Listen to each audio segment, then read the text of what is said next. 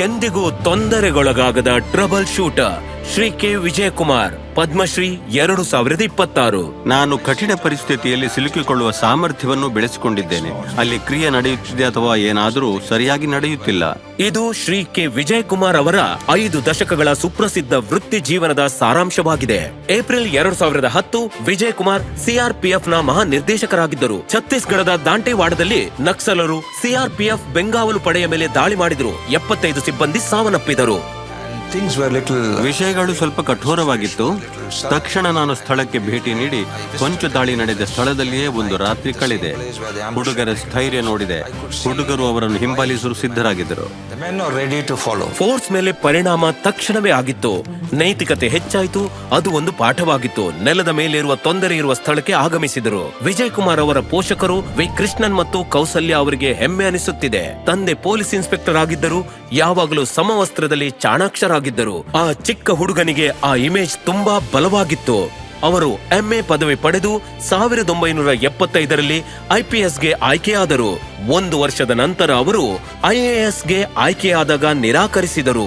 ವಿಜಯ್ ಕುಮಾರ್ ಸಮವಸ್ತ್ರ ಸೇವೆಗೆ ತುಂಬಾ ಅಂಟಿಕೊಂಡಿದ್ದರು. ತಮ್ಮ ವೃತ್ತಿ ಜೀವನದ ಆರಂಭದಲ್ಲಿ ಅವರನ್ನು ತೀವ್ರವಾದ ನಕ್ಸಲೈಟ್ ಸಮಸ್ಯೆಗಳಿರುವ ಧರ್ಮಪುರಿಯ ಎಸ್ಪಿಯಾಗಿ ನೇಮಿಸಲಾಯಿತು. ಸಾರ್ವಜನಿಕ ವಿಶ್ವಾಸವನ್ನು ತುಂಬಲು ಅವರು ವೈಯಕ್ತಿಕವಾಗಿ ರಾತ್ರಿ ಗಸ್ತು ತಿರುಗಿದರು ಮತ್ತು ಶೀಘ್ರದಲ್ಲೇ ಬದಲಾವಣೆಯನ್ನು ತಂದರು. 1999ರಲ್ಲಿ ಕಾರ್ಗಿಲ್ ಯುದ್ಧ ಪ್ರಾರಂಭವಾದಾಗ ವಿಜಯ್ ಕುಮಾರ್ ಶ್ರೀನಗರದಲ್ಲಿ ಗಡಿ ಭದ್ರತಾ ಪಡೆಯ ಐಜಿ ಆಗಿದ್ದರು. ಫಿದಾಯಿನ್ ಆತ್ಮಹತ್ಯಾ ದಳದ ದಾಳಿಗಳನ್ನು ನಿಭಾಯಿಸಿದರು. ವ್ಯವಸ್ಥಿತ ವಿಧಾನದಿಂದ ಅವರ ಅಡಿಯಲ್ಲಿ ಬಿಎಸ್ಎಫ್ ಶ್ರೀನಗರವನ್ನು ನಿಯಂತ್ರಣಕ್ಕೆ ತಂದಿತು. ಮುಂದೆ ವಿಜಯ್ ಕುಮಾರ್ ಅವರಿಗೆ ತಮಿಳುನಾಡಿನ ಕಾಡುಗಳಲ್ಲಿ ಕಾರ್ಯನಿರ್ವಹಿಸುತ್ತಿದ್ದ ಶ್ರೀಗಂಧದ ಮರ ಕಳ್ಳ ಸಾಗಾಣಿಕೆದಾರ ಮತ್ತು ದಂತಚೋರ ವೀರಪ್ಪನನ್ನು ನಿಭಾಯಿಸುವ ಮತ್ತೊಂದು ಸವಾಲನ್ನು ವಹಿಸಲಾಯಿತು. ವಿಜಯ್ ಕುಮಾರ್ ನೇತೃತ್ವದ ತಮಿಳುನಾಡು ವಿಶೇಷ ಪಡೆಯಿಂದ 2004ರಲ್ಲಿ ವೀರಪ್ಪನ್ ಕೊಲ್ಲಲ್ಪಟ್ಟನು. ಅವರು ಅನೇಕ ಪಾತ್ರಗಳನ್ನು ನಿರ್ವಹಿಸಿದರು. ಅವೆಲ್ಲದರಲ್ಲೂ ಅವರು ಅತ್ಯುತ್ತಮರು.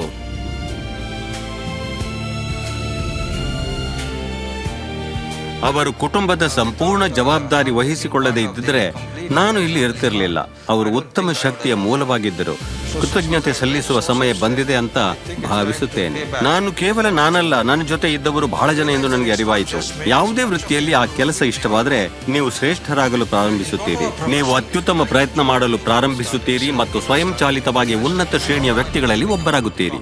ಶ್ರೀ ಕೆ ವಿಜಯ್ ಕುಮಾರ್, ಪದ್ಮಶ್ರೀ 2026. ಕೋಡಿ ಕೋಡಿ ನಮಸ್ಕಾರ.